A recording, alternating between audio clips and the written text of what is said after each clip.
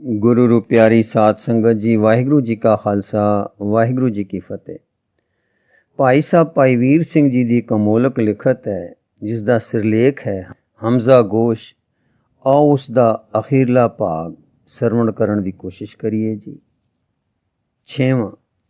सूरज शिखरे आ गया, दोपहर हो गईयां।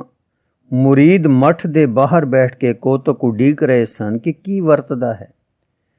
चिल्ला टुटदा है कि चिल्ला तोड़न वाला फकीर हार खा के भजदा है। उधर लोकी कलेजे मुठ विच लई तांग रहे सन कि शहर दी रख्या हुंदी है कि पीर दी फिटक सिरे चढ़दी है।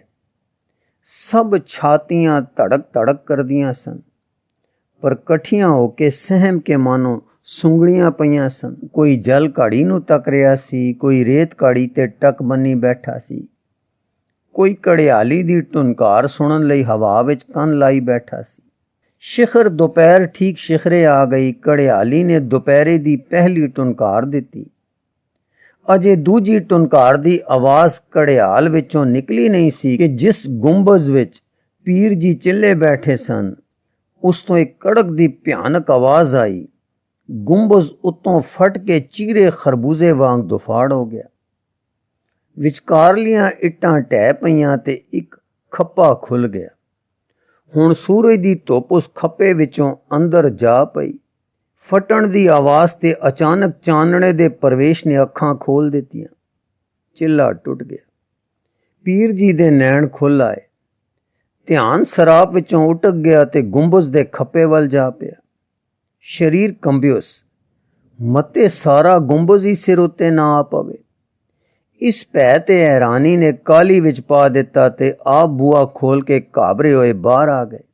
अगे मुरीद परेशान हाल विच खड़े सन ते शहर दे लोग दूर दूर उच्चे नीवें थां नजरा बनी तक रहे सन। ज्यों ही कड़क फड़क दी आवाज़ आई, पीर जी उदो शाए ते जी भयाणे बाहर निकल आए। त्यों ही हज़ारां गलियां तो आवाज़ आई। हाँ, एक गुंजार आई, मस्त अलमस्ती दी ते खुशी जोश फतेहमंदी ते कामयाबी दी ताकत नाल भरी होई ते शुक्रगुजारी दी मिठास नाल मिठी मिठी आवाज़ आई। धन गुरु नानक, धन गुरु नानक, धन गुरु नानक।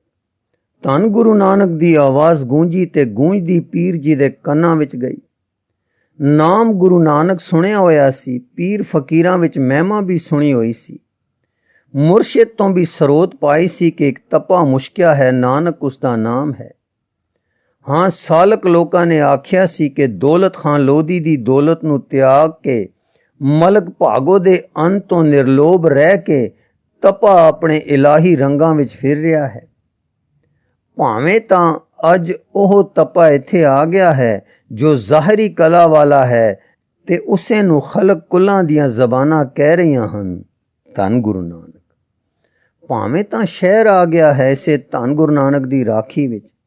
कदे कदे मुश्कदे हन वण, कदे कदे मुश्कदा है मिर्ग कस्तूरे जात दा, कदे कदे मुश्कदा है कोई मर्द जिस दे सिर उपर हाथ होवे रब दा।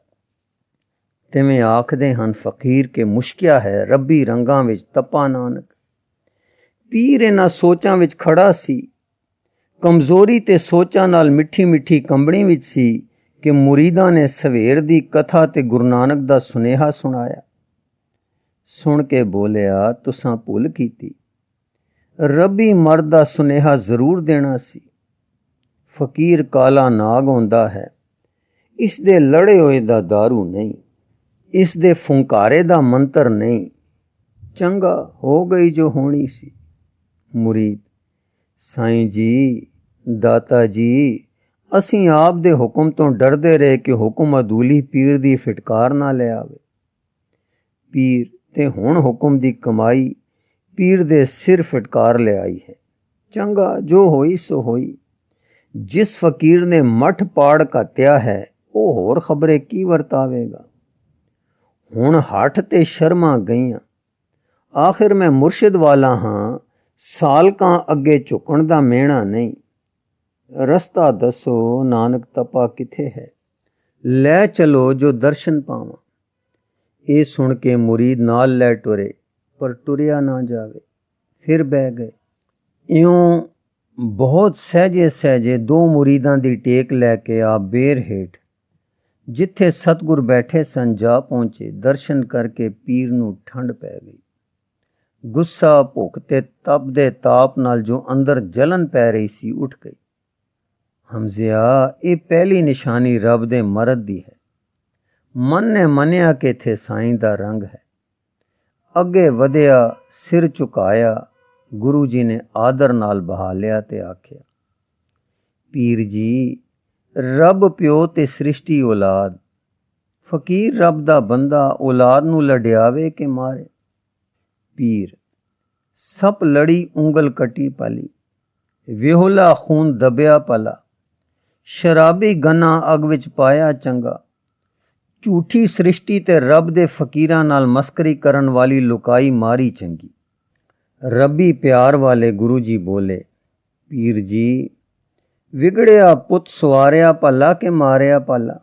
ਪੀਰ ਤੱਕ ਕੇ ਘਬਰਾ ਕੇ, ਨਾ ਸਵਰਨ ਵਾਲੇ ਪੁੱਤ ਤੋਂ ਔਤ ਚੰਗੇਰਾ। ਗੁਰੂ ਜੀ, ਸਵਾਰ ਨੂੰ ਅੱਕ ਜਾਣਾ ਭਲਾ ਕਿ ਸਵਾਰਨ ਵਿੱਚ ਕਦੇ ਨਾ ਅਕਣਾ ਭਲਾ। ਪੀਰ, ਧੁਰੋਂ ਮਾਰੇ ਕਦ ਸਵਰੇ। ਗੁਰੂ ਨਾਨਕ, ਧੁਰੋਂ ਕਦੇ ਨਾ ਕੋਈ ਮਾਰਿਆ। ਜੋ ਮਾਰਿਆ ਸੋ ਕਰਮਾ ਆਪਣਿਆ, ਜੋ ਮਰਿਆ ਸੋ ਧੁਰ ਨਾਲੋਂ ਟੁੱਟ ਕੇ ਮਰਿਆ। ਹਾਂਜੀ, ਧੁਰ ਨਾਲੋਂ ਟੁੱਟ ਗਿਆ ਉਸਨੂੰ ਕਹੀਦਾ ਹੈ ਧੁਰ ਦਾ ਮਾਰਿਆ। ਸੋ ਟੁੱਟਿਆਂ ਨੂੰ ਮੁੜ ਧੁਰ ਨਾ ਲਾਈਏ, ਟੁੱਟੇ ਗੰਢੀਏ ਵਿਛੜੇ ਮੇਲੀਏ। ਮਾਂ ਦੀ ਗੋਦੋਂ ਨਸ ਕੇ ਰੁਲਦੇ ਬਾਲਾਂ ਨੂੰ ਝਾੜ ਫੂਕ ਕੇ ਮਾਂ ਦੀ ਗੋਦ ਪਾਈਏ। ਭੈੜਿਆਂ ਬਾਲਾਂ ਨੂੰ ਬਿਮਾਰਿਆਂ ਮਾਂ ਦੀ ਆਂਦਰ ਨਹੀਂ ਠਰਦੀ। ਪੀਰ, ਕੀ ਆਖਾਂ। ਗੁਰੂ ਨਾਨਕ, ਸੱਚ।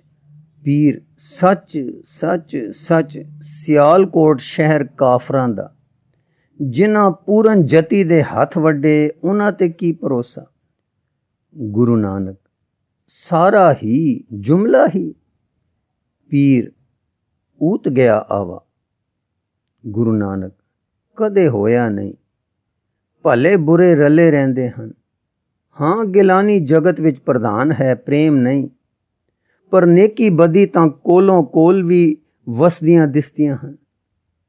ਪੀਰ, ਪਰਤਾਓ ਤਾਂ ਪਤਾ ਲੱਗ ਜਾਏ, ਅਸੀਂ ਤਾਂ ਹੱਡ ਵਰਤੀਆਂ ਸੁਣਾਉਂਦੇ ਹਾਂ ਤਪਾ ਜੀ।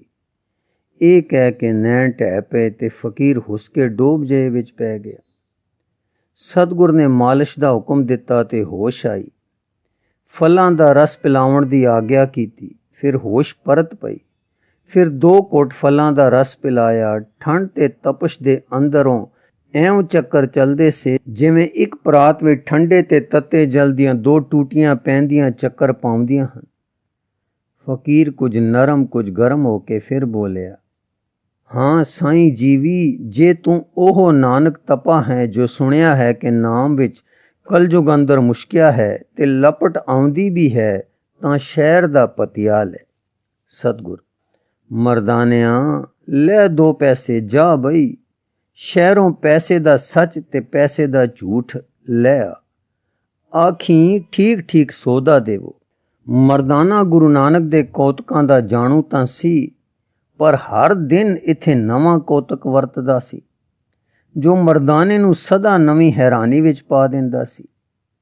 ਸੋ ਹੈਰਾਨ ਹੁੰਦਾ ਆ ਗਿਆ, ਮੰਨ ਕੇ ਟੁਰ ਗਿਆ। ਹੱਟੀ ਹੱਟੀ ਫਿਰਿਆ। ਪਹਿਲੇ ਤਾਂ ਹੱਟਾਂ ਸਾਰੀਆਂ ਖੁੱਲੀਆਂ ਨਹੀਂ ਸਨ।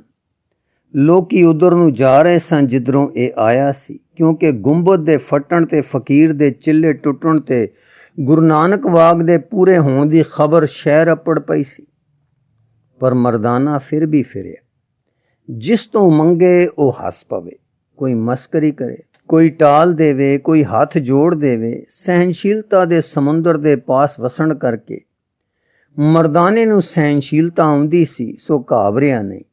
ਆਖਰ ਇੱਕ ਹੱਟੀ ਵਾਲੇ ਨੇ 2 ਕਾਗਜ਼ਾਂ ਤੇ ਕੁਝ ਲਿਖ ਕੇ ਦੇ ਦਿੱਤਾ ਤੇ ਕਿਹਾ, ਇਹ ਸੱਚ ਹੈ ਤੇ ਇਹ ਝੂਠ ਹੈ।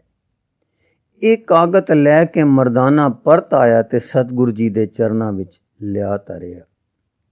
7ਵਾਂ, ਸ੍ਰੀ ਗੁਰੂ ਨਾਨਕ ਦੇਵ ਜੀ ਨੇ ਕਾਗਜ਼ ਹਮਜ਼ਾ ਗੋਸ਼ ਦੇ ਅੱਗੇ ਧਰਿਆ ਤੇ ਕਿਹਾ, ਲਓ ਪੀਰ ਜੀ ਵਾਚੋ। ਪੀਰ ਨੇ ਵਾਚਿਆ, ਮਰਨਾ ਸੱਚ ਹੈ, ਜਿਉਣਾ ਝੂਠ ਹੈ। ਜਿਸ ਦੇ ਘਟ ਇਹ ਘਟੀ ਹੈ, ਉਹ ਭੁਲੇਵੇਂ ਨਹੀਂ ਪੈਂਦਾ।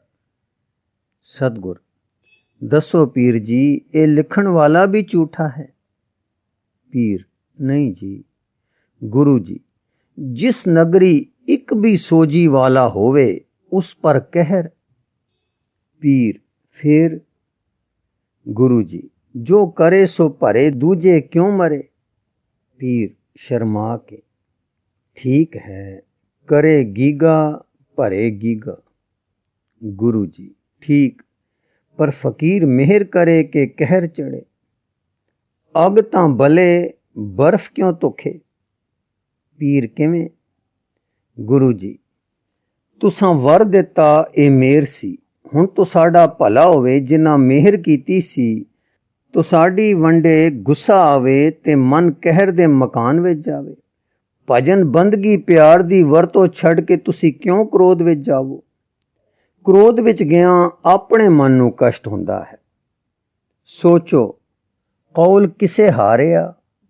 इतने दिन दी कैद, भुख, तप, गुस्सा, ये सजावां तुसां किस पाप बदले पाईयां। ये आपे ते जो निरपराध सी, जुल्म ते अन्याय क्यों कीते ने। ये तां हो गया करे गीगा ते भरे बीबा। पीर घबरा के, कहरे दरवेश, बरजाने दरवेश। गुरु जी, वो दरवेश नहीं जो कहर दे हथ विकदा है। फकीर दा मकान शीतलताई है, ठंड है ते टिकाऊ है। वो प्यार विच कित्थों है जो दुरप्यार हथ विके। ਉਹ ਰੱਬ ਦਾ ਕਿਵੇਂ ਜੋ ਸਦਾ ਬਖਸ਼ਿੰਦ ਨਹੀਂ। ਮਨ ਮਾਰਨਾ ਕਠਿਨ ਹੈ, ਭੁੱਲਾਂ ਤੋਂ ਬਚਣਾ ਔਖਾ ਹੈ, ਪਰ ਫਕੀਰ ਨੇ ਤਾਂ ਨਫਸ ਹੀ ਮਾਰਨਾ ਹੈ, ਨਫਸ ਦੀ ਸਵਾਰੀ ਕਰਨੀ ਹੈ। ਆਪ ਤਾਂ ਨਫਸ ਦੀ ਸਵਾਰੀ ਨਹੀਂ ਬਣਨਾ।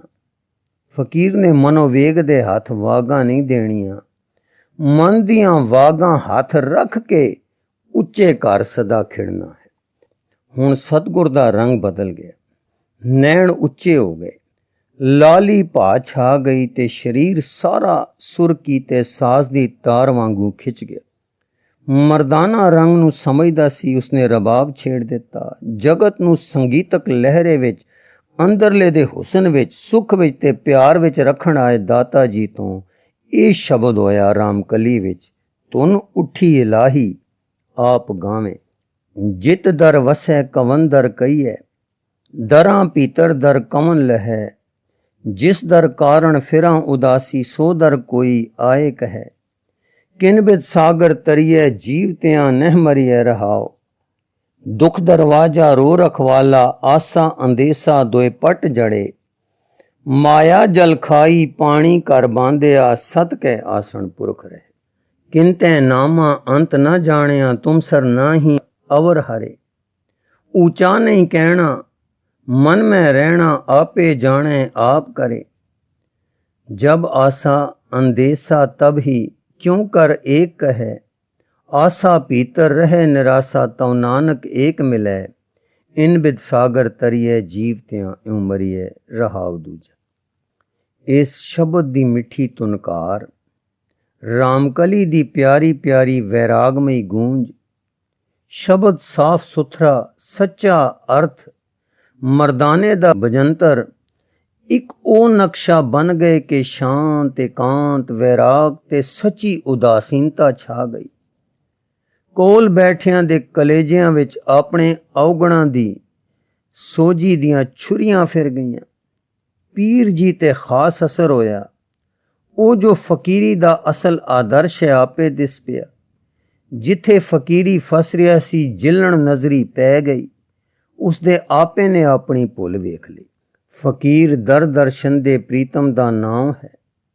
जो आप दर्शन दा प्रीतम होवे, होरनां नूं दर्शन दी सिक लावे, ओ पीर है, सिद्ध है, नहीं तां कुछ नहीं है। दर दर्शन दी प्राप्ति विच रोकां हन। दुख यानी बीमारियां ते कलेश, रोह यानी गुस्सा, ईरखा, जलन, बुरे करने, जिंदा होंडा साड़े। आसा यानी तृष्णा, अंदेसा यानी फिक्र, सोचां, गम, चिंता, भै वालियां सोचां। माया यानी पदारथ, साकां, मित्रां दे मोह, ਇਹਨਾਂ ਤੇ ਫਤਿਹ ਪਾਉਣੀ ਜਿਉਂਦੇ ਮਰਨਾ ਹੈ। ਇਹ ਜਿਉਂਦੇ ਮਰਨਾ ਸਾਗਰ ਤਰਨ ਸਮਾਨ ਕਠਿਨ ਹੈ। ਵਾਹਿਗੁਰੂ ਦਾ ਨਿਵਾਸ ਸੱਚ ਦੇ ਆਸਣ ਤੇ ਹੈ। ਆਸ ਅੰਦੇਸੇ ਤੇ ਫਤਿਹ ਪਾਉਣੀ ਇਸ ਆਸਣ ਦੇ ਰਸਤੇ ਟੁਰਨ ਲਈ ਜ਼ਰੂਰੀ ਹੈ। ਜੇ ਕੋਈ ਫਕੀਰ ਆਖਦਾ ਹੈ ਕਿ ਮੈਂ ਇੱਕ ਨੂੰ ਮਿਲਿਆ ਹਾਂ ਪਰ ਹੈ ਉਹ ਆਸ ਅੰਦੇਸੇ ਵਿੱਚ, ਤਾਂ ਉਹ ਠੀਕ ਨਹੀਂ ਆਖ ਰਿਹਾ। ਆਸ ਵਿੱਚ ਵਸਦਾ ਦਿਸੇ ਪਰ ਸੁਰਤ ਉਸ ਦੀ ਨਿਰਾਸ਼ਾ ਵਿੱਚ ਹੋਵੇ, ਤਦ ਉਹ ਕਿਸੇ ਹੱਠ ਜਾਂ ਰੋਹ ਵਿੱਚ ਨਹੀਂ ਫਸੇਗਾ। ਗੱਪਾਂ ਨਹੀਂ ਮਾਰਨੀਆਂ ਕਿ ਅਸਾਂ ਆਪਾ ਪਾ ਲਿਆ ਹੈ। ਜੇ ਅੰਦਰ ਰਸ ਭਰੇ ਤਾਂ ਅੰਦਰੇ ਜਰਨਾ ਹੈ, ਤੇ ਰਜ਼ਾ ਤੇ ਤੱਕ ਰੱਖਣੀ ਹੈ ਕਿ ਜੋ ਕਰ ਰਿਹਾ ਹੈ ਮੇਰਾ ਰੱਬ ਕਰ ਰਿਹਾ ਹੈ, ਮੈਂ ਕਿਸ ਨੂੰ ਬੁੱਕ ਸੁਣਾਵਾਂ। ਇਹ ਸਮਦਰਸੀ ਭਾਵ ਅੰਦਰ ਹੋਵੇ, ਵਰਤਣ ਪਿਆਰ ਤੇ ਆਪਾ ਨਾ ਜਨਾਵਣ ਦੀ ਹੋਵੇ, ਤਾਂ ਜਿਉਂਦਾ ਮਰਦਾ ਤੇ ਸਾਗਰ ਤਰਦਾ ਹੈ। ਹਮਜ਼ਾ ਗੋਸ਼ ਨੇ ਹੁਣ ਚਰਨਾਂ ਤੇ ਸਿਰ ਧਰ ਦਿੱਤਾ ਤੇ ਆਖਿਆ, ਹੇ ਗੁਰੂ, ਲੋਕੀ ਤੈਨੂੰ ਤਪਾ ਆਖਦੇ ਹਨ, ਪਰ ਮੈਂ ਤੈਨੂੰ ਰੱਬੀ ਜਲਾਲ ਦੀ ਸ਼ਮਾ ਵੇਖਿਆ ਹੈ। ਮੇਰੇ ਅੰਦਰੋਂ ਆਸ ਅੰਦੇਸੇ ਦੀ ਜੜ ਕੱਟ। ਸਤਿਗੁਰੂ ਨਾਨਕ ਬੋਲੇ, ਪੀਰ ਜੀ, ਇਸ ਜਨਮ ਦਾ ਆਸ਼ਾ ਪਰਮੇਸ਼ਰ ਦੀ ਪ੍ਰਾਪਤੀ ਹੈ। ਮਾਲਕ ਨੇ ਜੋ ਅਕਹਿ ਤੇ ਅਗੋਚਰ ਹੈ ਆਪਣੇ ਅਗੋਚਰ ਹੁਕਮ ਨਾਲ ਸਾਨੂੰ ਸਾਜਿਆ ਹੈ। ਜੇ ਤਾਂ ਅਸੀਂ ਉਸ ਨਾਲ ਮਿਲੇ ਹਾਂ ਤਾਂ ਅਸੀਂ ਸਰਵੇ ਹਰੇ ਲਹਿ ਲਹੇ ਸੱਚੇ ਤੇ ਸੁੱਚੇ ਹਾਂ। ਜਦੋਂ ਵਿਛੜ ਫਿਰ ਅਸੀਂ ਦਿਸਣ ਵਾਲਿਆਂ ਦੇ ਮੋਹ ਵਿੱਚ ਫਸ ਕੇ ਟੁੱਟੇ ਡਾਲ ਵਾਂਗ ਸੁੱਕੇ ਕਾਠ ਜਾਂ ਚਸ਼ਮਿਓਂ ਵਿਛੜੇ ਛੱਪੜ ਵਾਂਗੂ ਤਰਕ ਉੱਠਦੇ ਹਾਂ।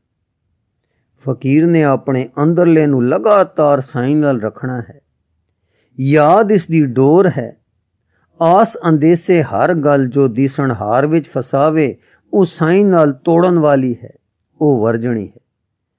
ਨਸ ਵੀ ਨਹੀਂ ਜਾਣਾ, ਵਿੱਚੇ ਰਹਿਣਾ ਹੈ ਤੇ ਸਦਾ ਉੱਚੀ ਕਲਾ ਵਿੱਚ ਸਾਈਂ ਦੀ ਯਾਦ ਵਿੱਚ ਵਿਚਰਨਾ ਹੈ। ਹੁਣ ਜਦੋਂ ਪ੍ਰਯੋਜਨ ਇਹ ਹੈ ਤੇ ਫਲ ਇੱਥੇ ਉੱਥੇ ਦਾ ਸੁੱਖ ਹੈ, ਤਾਂ ਫਿਰ ਸਿੱਧੀਆਂ ਰਿੱਧੀਆਂ ਆਪਣੇ ਪ੍ਰਤਾਪ ਬਣਾਉਣ ਦਾ ਕਿਹੜਾ ਥਾਂ ਹੈ।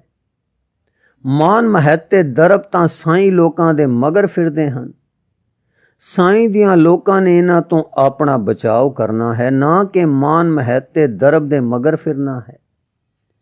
ਜੇ ਕੋਈ ਸਾਧ ਸਿੱਧ ਪੀਰ ਫਕੀਰ ਸੰਤ ਮਹਾਤਮਾ ਹੈ ਤੇ ਉਹ ਮਾਨ ਮਹੱਤ ਵਿੱਚ ਰੁੜਦਾ ਹੈ, ਤਾਂ ਉਹ ਗ੍ਰਸਤੀ ਹੈ ਤੇ ਨੀਵੀਂ ਤਰ੍ਹਾਂ ਦਾ ਗ੍ਰਸਤੀ ਹੈ।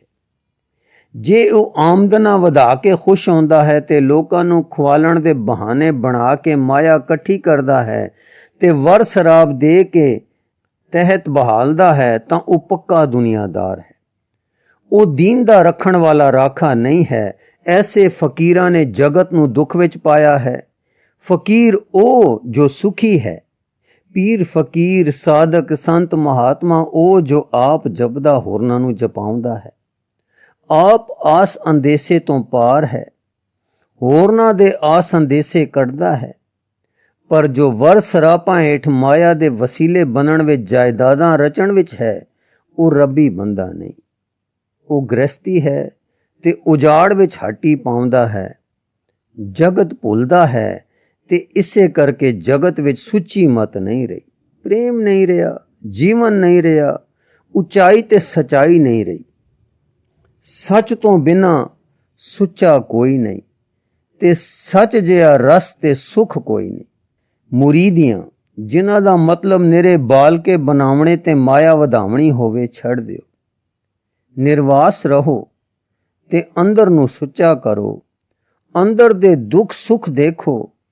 ਅੰਦਰ ਨੂੰ ਸਾਈਂ ਲਿਵ ਲੱਗਾ ਬਣਾਈ ਚੱਲੋ ਤੇ ਇਸ ਰੰਗ ਤੋਂ ਬਿਨਾਂ ਸਾਰੇ ਸੰਕਲਪਾਂ ਇੱਛਿਆ ਕਰਮਾਂ ਨੂੰ ਬੰਧਨ ਸਮਝੋ, ਤਾਂ ਤੁਸੀਂ ਸੁਖੀ ਹੋ।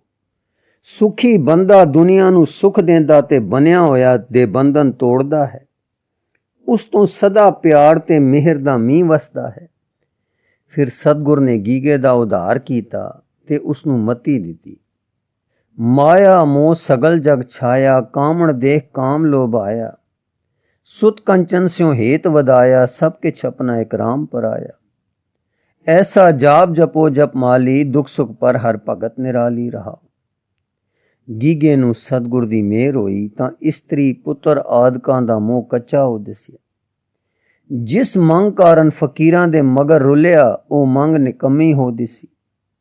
ਜੋ ਸ਼ੈ ਪਰਮੇਸ਼ਰ ਦੇ ਪਿਆਰਿਆਂ ਤੋਂ ਲੈਣ ਵਾਲੀ ਸੀ ਸੋ ਨਾਮ ਸੀ, ਹਰੀ ਪ੍ਰੇਮ ਸੀ ਉਹ ਨਾ ਲੀਤੀ।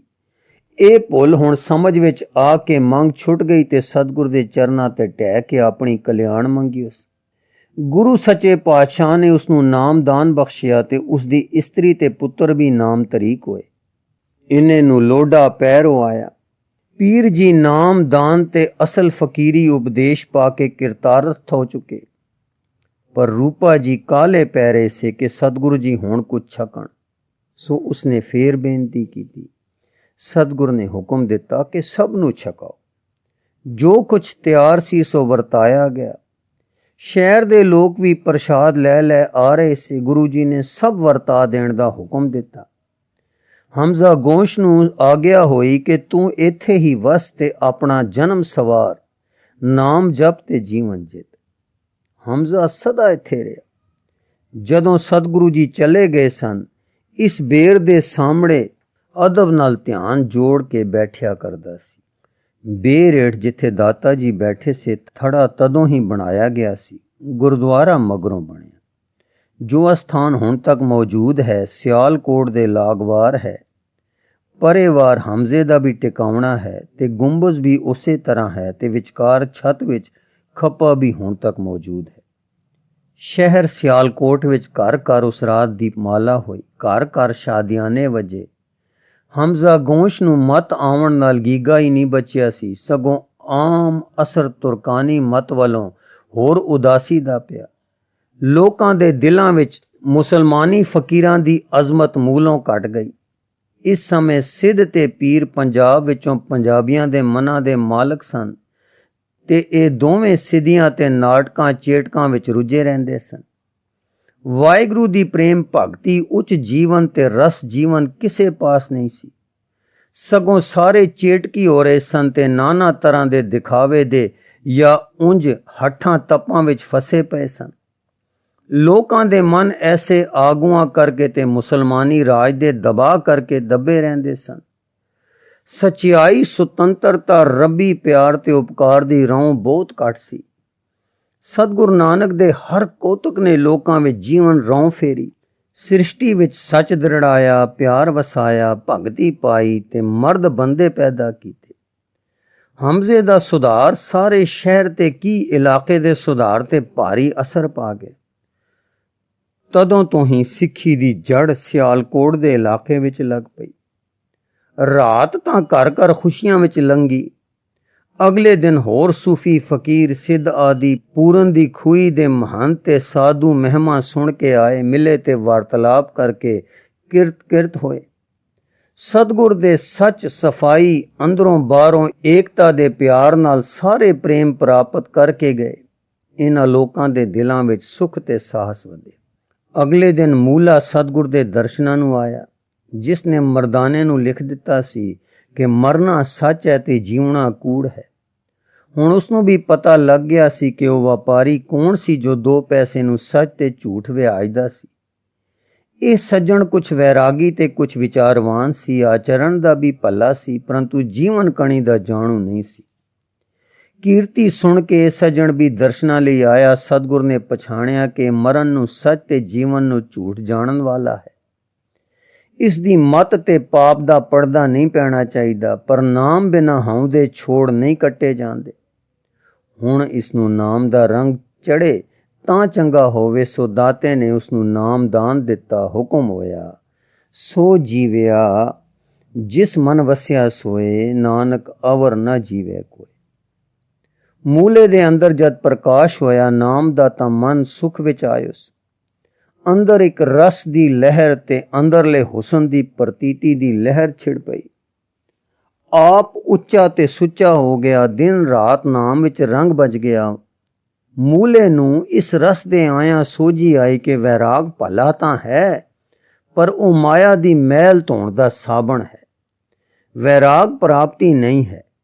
ਹਾਂ, ਵੈਰਾਗ ਭਲਿਆਈ ਹੈ, ਆਤਮ ਰੰਗ ਦੀ ਪਾ ਵੀ ਹੈ, ਪਰ ਰੰਗ ਨਾਮ ਹੈ।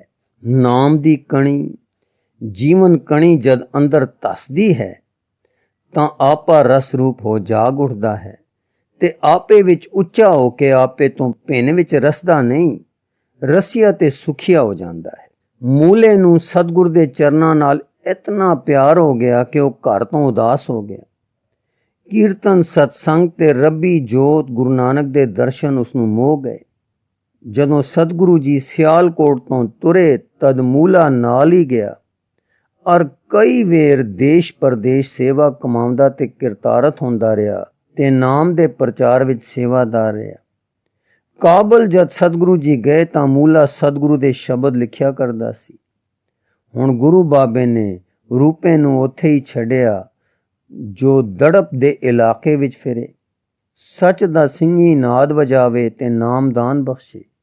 ਆਪ ਗੁਰੂ ਬਾਬਾ ਜੀ ਮਰਦਾਨੇ ਅਰ ਮੂਲੇ ਨੂੰ ਨਾਲ ਲੈ ਕੇ ਪੰਜਾਬ ਦੇ ਦੱਖਣ ਨੂੰ ਹੋ ਟੁਰੇ।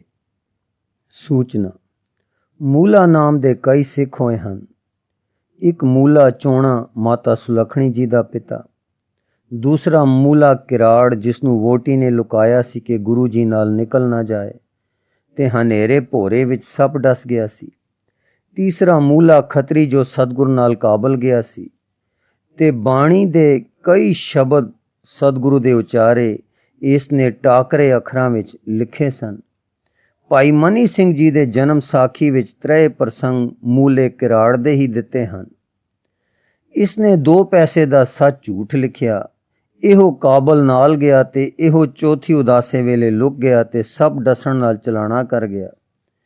ਪਰ ਆਪ ਨੇ ਆਪਣੀ ਭਗਤ ਰਤਨਾਵਲੀ ਵਿੱਚ ਕੀੜ ਜਾਤ ਦੇ ਖੱਤਰੀ ਦਾ ਪ੍ਰਸੰਗ ਅਡਰਾ ਦਿੱਤਾ ਹੈ, ਜਿਹਦੇ ਘਰ ਇੱਕ ਚੋਰ ਨੇ ਸਿੱਖੀ ਭੇਖ ਧਾਰ ਕੇ ਗਹਿਣੇ ਚੁਰਾਏ ਸਨ, ਪਰ ਮੂਲੇ ਨੇ ਪਰਦਾ ਢੱਕਿਆ ਸੀ। ਹੋਰ 3-4 ਮੂਲੇ 5ਵੇਂ ਸਤਿਗੁਰਾਂ ਦੇ ਸਮੇਂ ਹੋਏ ਹਨ। ਵਾਹਿਗੁਰੂ ਜੀ ਕਾ ਖਾਲਸਾ, ਵਾਹਿਗੁਰੂ ਜੀ ਕੀ ਫਤਿਹ।